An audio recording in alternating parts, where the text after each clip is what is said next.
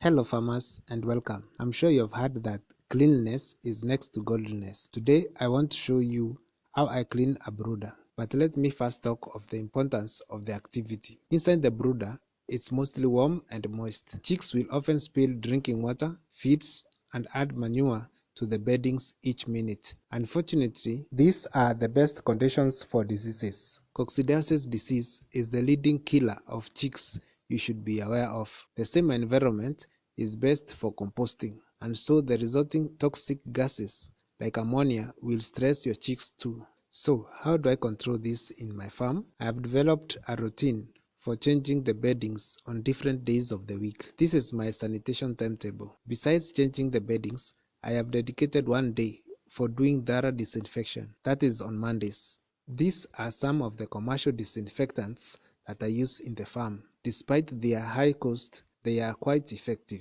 In case you can't get these, then you can use products readily available at home. Use what you have. In most homes, you can get sodium hypochlorite or bleach. It is sold under different brands. At times, you may even get hydrogen peroxide. So you don't need an excuse. Today is a Monday and I will show you what I do. But first, let me emphasize the need for this item. I use plastic crates for handling chicks. They have good ventilation and are easy to clean. Please don't use this or you may be sorry. The first thing is to relocate the chicks from the brooder so that I can start the cleaning process. I remember once upon a time when I was starting out in farming. I used a box to handle chicks, and within 20 minutes, 10 chicks suffocated. It was tragic. I could not sleep and I almost lost it. 10 chicks at 120 shillings. But I learned the Kenyan way, experience. I am putting the dirty beddings in a container as I will use them in composting the farmyard manure. It is an ideal carbon source, so don't throw it away. After this, I go to clean the water and feed troughs. I'm using ordinary washing powder. I have decided to clean them at this stage since I plan to use the same water to clean and disinfect the brooder afterwards. It's my way of killing two birds with a single stone. Chicks are quite messy, especially the first 2 weeks. During this time, I have to place the troughs on the floor for the chicks to reach in. The chicks almost always contaminate the feeds and water with beddings, and so I have to clean them daily. But after 2 weeks, the chicks are tall enough. I can suspend the troughs with a wire about 2 inches from the floor to help reduce such contamination. And now I'm putting on gloves to start disinfecting the troughs that I have cleaned. Some of the commercial disinfectants advise one to use some protection, and I believe they have their reasons. So take your time to read manufacturer's instructions. I have a bucket full of clean water to be used for this purpose. This is the disinfectant I am using today. I will put the required measure in the rinsing water. My style of disinfecting involves dipping the troughs in the water. I dip all the items, ensuring complete coverage.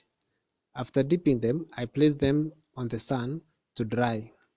Within an hour, they will be dry. The reason why I like plastic troughs over wooden or metallic troughs in the brooder is because I find them easy to clean. These long yellow ones cost around 300 Kenya shillings each, while the circular ones are around 350 shillings. After I'm through with the disinfecting process, I proceed to clean the brooder. I am mixing the soapy water with the disinfectant water. This is what I use to clean the brooder. I'm using a mop to ensure complete coverage, especially the farthest corners. I hope you notice that I don't squeeze the disinfecting water from the mop. The idea is to get maximum wetting of the surfaces. Depending with the disinfectant, you may be required to add the concentration in the cleaning water, as some viruses are quite stubborn. The viruses will not only survive on surfaces, but also in any remaining beddings or manure. After I'm done, I leave the brooder to dry for about an hour. Once it is dry, I bring the beddings to spread on the floor. I normally use wood shavings for beddings. Lately, the carpenter sells a bag at 50 Kenya shillings. He used to give it out for free, but somewhere along the way, he had a change of heart. The current tough economy has flipped every Kenyan to survival mode. To tell you the truth, it's a sad situation that we are finding ourselves in, but God will make a way, just as He did for His people back in the desert.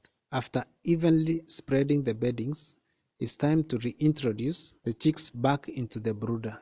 This is the procedure I follow each Monday.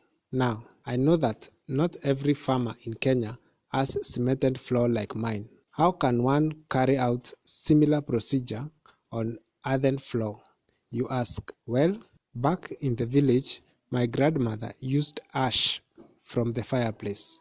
Of course, you will change the beddings as often as required, but at the floor sanitizing step, you spread a layer of fresh wood ash on the floor before introducing the fresh beddings on top. It's later in school I learned that wood ash has high pH and will not allow most microbes to easily multiply.